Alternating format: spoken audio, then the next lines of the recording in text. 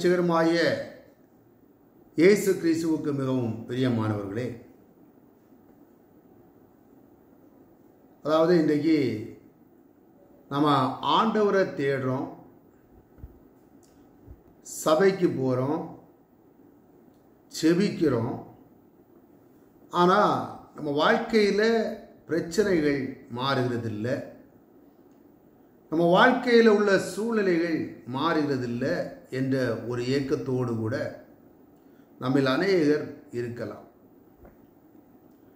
நான் ஒழுங்காக ஜெபம் பண்ணுறேன், ஆனாலும் என் ஜெபத்துக்கு இன்னும் பதில் கிடைக்கலையே, அப்படி கூட சிலர் நினைக்கலாம். ஆனால் இப்படி கர்த்தருக்கு பயப்பட்டு கர்த்தருடைய சபைக்கு செல்கிறவர்கள், கர்த்தரிடத்தில் செபிக்கிறவர்கள், அவங்க வாழ்க்கையில் இன்னும் சில காரியங்களிலிருந்து விடுதலை பெற முடியாதவர்களுக்கு சொல்லக்கூடிய ஒரு காரியம்தான் சங்கீதம் 66வது அதிகாரத்தில் 16வது வசனம். தேவனுக்கு பயந்தவர்களே, நீங்கள் எல்லாரும் வந்து கேளுங்கள். இங்கே இந்த சங்கீதக்காரர் சொல்கிறார், தேவனுக்கு பயப்பட்டவர்களே, நீ எல்லாரும் வந்து கேளுங்க, நான் சொல்றதை கேளுங்க. அவர் என் ஆத்துமாவுக்கு செய்ததை சொல்வேன், அதாவது எனக்கு கர்த்தர் செய்ததை நான் சொல்றேன் என்ற ஒரு நல்ல செய்தியை இந்த வசனத்தின் மூலம், இந்த சங்கீதத்தின் மூலம் நாம் கேட்க முடியும். அப்போ ஆண்டவருக்கு பயப்பட்டு நடக்கிறவனுக்கு ஒரு நல்ல செய்தி இருக்கத்தான் செய்கிறது. அப்போ அது என்ன நல்ல செய்தின்னு பார்த்தீங்கன்னா, இதே சங்கீதம் 66வது அதிகாரத்தில் 12வது வசனம், மனுஷரை எங்கள் தலைமேல் ஏறி போக பண்ணினீர், தீயையும் தண்ணீரையும் கடந்து வந்தோம், செழிப்பான இடத்தில் எங்களை கொண்டு வந்து விட்டீர். இந்த செய்திக்கு தலைப்பும் செழிப்பான இடத்தில் எங்களை கொண்டு வந்து விட்டீர். இங்கே இந்த சங்கீதக்காரர் சொல்லுகிற நல்ல செய்தி என்னன்னு பார்த்தீங்கன்னா, நான் ஒரு நாள் தீயையும் தண்ணீரையும் கடந்து வந்தோம், மனுஷங்க எங்க தலைமையில ஏறி வந்தாங்க. இன்னும் 10-11 வசனத்தில் பார்க்கும்போது 10வது வசனத்தில், தேவனே எங்களை சோதித்தீர். அதே வேளையில் பாருங்க, வெள்ளியை புடமிடுகிறது போல எங்களை புடமிட்டீர். ஒரு வெள்ளியை உருக்கிறது போல, அதை உருக்கி உருவாக்குறது போல எங்களை நீர் உருக்கினீர், எங்களை புடமிட்டீர். எங்களுடைய அந்த விசுவாச தன்மையை நீர் சோதித்தீர். அப்ப இப்படிப்பட்ட காரியங்களே எல்லாம் எங்க வாழ்க்கையிலே நடந்தது.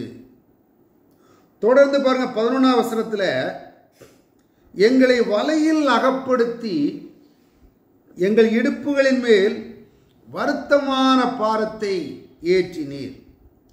வலையில் அகப்படுகிறது, பல பிரச்சனைகளுக்குள்ளே சிக்கியிருக்கிற அந்த காரியத்தை குறிக்கிறது.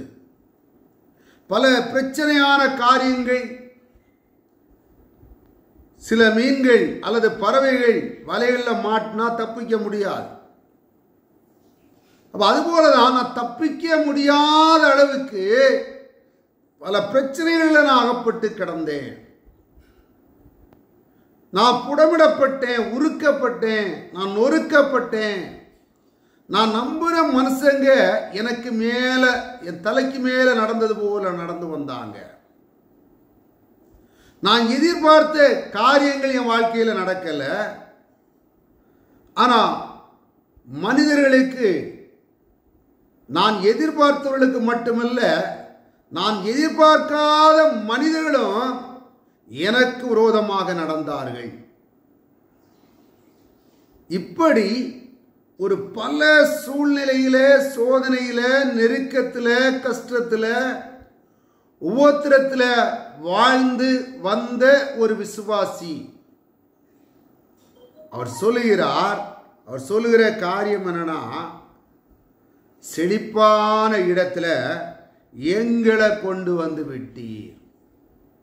அவன் பாருங்க, ஒரு ஆசீர்வாதம், ஒரு செழிப்பு, ஒரு நன்மை ஒரு மனிதனுக்கு கிடைக்கிறது. ஒரு விசுவாசி அவன் அதுவரைக்கும் எதிர்பார்த்த காரியங்கள், அநேக காரியங்கள் நடக்கல.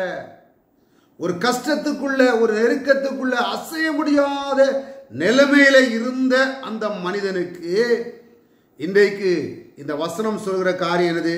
செழிப்பான இடத்துல எங்களை கொண்டு வந்து விட்டீர். அப்போ கர்த்தர் நிச்சயமாக ஒரு நாள் நம்மை ஒரு செழிப்பான இடத்திலே கொண்டு வந்து விடுவார். அதான் அந்த 16 வசனத்தில் பார்த்தோம், தேவனுக்கு பயந்தவர்களே நீங்கள் எல்லாரும் கேளுங்கள். அப்போ கர்த்தருக்கு பயப்படுகிறவனுக்கு நிச்சயமாக ஒரு நாள் கர்த்தர் செழிப்பான இடத்திலே அவர் கொண்டு வந்து விடுவார். அதுல மாற்றமே இல்லை. அவர் செழிக்க வைக்கிற தேவன்தான், அவர் ஆசீர்வதிக்கிற தேவன்தான்.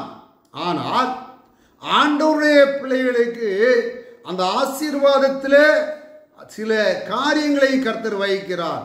சில பகுதிகளை கடந்து போக பண்ணி அவர் ஒரு ஆசீர்வாதத்தை தருகிறார். இதைத்தான் இந்த சங்கீதத்தில் நம்ம பார்த்த வசனங்களின் மூலம் பார்க்கிறோம்.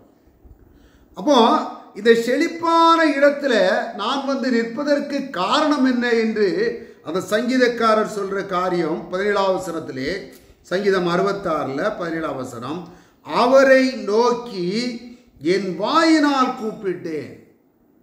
எனக்கு பிரச்சனை இருந்தது, என்ன நல்ல புடமிட்டார், நான் பல காரியங்களை சிக்கி இருந்தேன், பல கடன்ல, கஷ்டத்துல, நெருக்கத்துல, நோயில, சில சூழ்நிலைகளில் நான் சிக்கி இருக்கத்தான் செய்தேன். ஆனாலும் செபத்தை நான் விடல. இந்த வசனம் தான் சொல்லுது. ஆனாலும் நான் செபத்தை விடல, நான் பார்த்ததெல்லாம் அவரை தான். நான் கர்த்தரை நோக்கி கூப்பிட்டேன். நான் ஆண்டவரை நோக்கி கூப்பிட்டு கொண்டே இருந்தேன். ஆக இந்த வார்த்தைகளை கேட்கிற எனக்கு அன்பான சகோதரனே, சகோதரியே, உங்க வாழ்க்கையிலையும் பல நெருக்கம், கஷ்டம் இருக்கிறது, பல பிரச்சனைகள் இருக்கிறது, தப்ப முடியாத நிலைமை இருக்கிறது, சில காரியங்களில் அகப்பட்ட நிலைமை இருக்கிறது. ஆனால் ஒன்றை மட்டும் புரிந்து கொள்ளுங்கள், நாம கர்த்தருக்கு பயப்பட்டு நடந்து, நாம கர்த்தரிடத்தை அவரையே நோக்கி பார்த்து அவரிடத்தில் விண்ணப்பம் வைக்கும் போது அவர் நிச்சயமாக இவை எல்லாவற்றிலும் இருந்து ஒரு விடுதலை தந்து நம்மை ஒரு செழிப்பாக, ஒரு ஆசீர்வாதமாக கொண்டு விடுவார். இங்க அதனால அந்த 17ஆம் வசனத்தில் சொல்றார், அவரை நோக்கி என் வாயினால் கூப்பிட்டேன். சொந்த வாயினால். நீ செவம் பண்ணு, எனக்காக நீ செவம் பண்ணு அப்படின்னு அவர் சொல்லல. நானே கூப்பிட்டேன். என் கர்த்தரிடத்துல நானே அவரை கூப்பிட்டேன். இந்த நாட்களில் பார்க்குறோம், சிலர் சொல்லுவாங்க, உங்களுக்கு என்ன செபம் வேணாலும் எங்களுக்கு எழுதி அனுப்புங்க, நாங்கள் உங்களுக்கு செபிக்கிறோம். ஆனால் இங்கே பாருங்க, சங்கீதக்காரர் சொல்றாரு, என் வாயினால் நான் கூப்பிட்டேன். அப்போ பாருங்க, சொல்லிட்டு சொல்றாரு, என் நாவினால் அவர் புகழப்பட்டார். நான் கூப்பிட்டேன், அவர் என்னை செழிப்பான இடத்துல கொண்டு வந்து விட்டார். ஆனால் நான் இன்றைக்கு அவரை புகழ்ந்து கொண்டே இருக்கிறேன். பொதுவாக உண்மையாகவே கர்த்தருக்கு பயப்பட்டு நடக்கிறவர்கள், ரட்சிக்கப்பட்டவர்கள், கர்த்தரை ஏற்றுக்கொண்டவர்கள், அவர்கள் நிச்சயமாக எப்பொழுதும் கர்த்தரை புகழ்ந்து கொண்டுதான் இருப்பார்கள். அதே வேளையில் எவ்வளவு நெருக்கம் வந்தாலும் கர்த்தரிடத்தில் செபித்து கொண்டுதான் இருப்பார்கள். ஏன்னா மனுஷரும் அவங்க தலைமையில நடந்து போயிருப்பாங்க, பல சூழ்நிலைகளையும் அவங்க சந்திச்சிருப்பாங்க. ஆனால் எதுவும் நடக்காது, கர்த்தர் நினைச்சா தான் அவங்க வாழ்க்கையில் நடக்கும். இங்கே சங்கீதக்காரன் அதான் சொல்றார். அவன் பாருங்க, அவர் சொல்றாரு, நான் அவரை நோக்கி என் வாயினால் கூப்பிட்டேன். அப்போ கூப்பிடும்போது ஆண்டவர் பதில் தருகிறார். எப்போ தருகிறார்னு பாருங்க, அந்த செபத்துக்கு எப்பொழுது பதில் தருகிறார் என்பதை 18-19 வசனம், சங்கீதம் 66 18-19 வசனம். என் இருதயத்தில் அக்கிரம சிந்தை கொண்டிருந்தேனானால் ஆண்டவர் எனக்கு செவி கொடா. 18ஆம் வசனம் சொல்லுது. அப்போ நம்ம வாழ்க்கையில சோதனை வருது, நம்ம வாழ்க்கையில பிரச்சனை இருக்குது. அது எதுக்குன்னா நம்ம வாழ்க்கையில நம்ம இதயத்தில் இருக்கிற அக்கிரம சிந்தை மாற்றப்படணும், அவருக்கு பிரியமா நம்ம மாறணும். அதனாலதான் இந்த சங்கீதக்காரர் சொன்னாரு, என் இருதயத்தில் அக்கிரம சிந்தை கொண்டிருந்தேனானால் ஆண்டவர் எனக்கு செவி கொடார். அப்ப நம்ம வாழ்க்கையில கர்த்தர் அனுமதிக்கிற அந்த கரடான பாதை, அந்த கஷ்டமான நிலை, அந்த நெருக்கமான நிலை எதற்கென்றால் நம்ம இதயத்தில் இருக்கிற அந்த அக்கிரம சிந்தை மாற வேண்டும். நம்ம வாழ்க்கையில ஆண்டவருக்கு பிரியமில்லாமல் நாம அந்த நடக்கிற காரியங்களை மாற்றிக்கொள்ள வேண்டும். இதற்காகத்தான் கர்த்தர் நம்ம வாழ்க்கையில சில பிரச்சனைகளை, சூழ்நிலைகளை அனுமதிக்கிறது மட்டுமல்ல, நாம் உணர்வடையும்படியாகவும், அதே வேளையில் அந்த அக்கிரமத்தை விட்டு நாம் அவருக்கு பிரியமாக வாழவும், அதே வேளையில் அப்படி வாழும்போது கர்த்தர் நமக்கு இந்த ஆசீர்வாதத்தை தருகிறார். அவருக்கு பிரியமா நம்ம உருவாக்கப்பட்டு வரும்போது ஒரு செழிப்பான ஒரு இடத்துல ஒரு நன்மையான ஒரு ஆசீர்வாதத்தை அவர் தருகிறார் என்று இந்த 18ஆம் வசனத்திலே பார்க்க முடியும். இன்னும் 19ஆம் வசனத்தில், மெய்யாய் தேவன் எனக்கு செவி கொடுத்தார், என் ஜெபத்தின் சத்தத்தை கேட்டார். ஆண்டவர் மெய்யாய் அந்த ஜெபத்தை கேட்பதற்கு காரணம் என்ன? அப்போ நம்ம வாழ்க்கையில இன்னும் சில ஜெபங்களுக்கு பதில் கிடைக்கவில்லை என்றால், ஆண்டவரை தேடுகிற வாழ்க்கை, நம்முடைய வாழ்க்கையில சில காரியங்கள் இருக்கிறது என்றால் நாம இன்னும் மாற வேண்டும், நம்மை மாற்றி காட்ட வேண்டும். அதற்கு தேவனுடைய வார்த்தைக்கு செவி கொடுத்து நம்ம வாழணும்.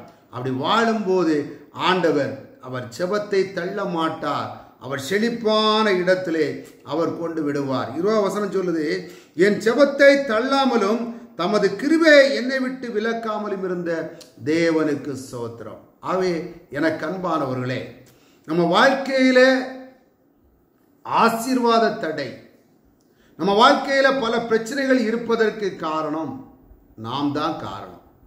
நம்மை நாம் சரிப்படுத்திக் கொள்ள வேண்டும், நம்மை நாம் சீர்தூக்கி பார்க்க வேண்டும். நம்மை சரிப்படுத்தி நாம் சீர்தூக்கி நாம் விட வேண்டிய பகுதிகளை நாம் சில வேளைகளிலே விட்டாதான் கர்த்தர் சில ஆசீர்வாதங்களை நமக்கு தருவார்.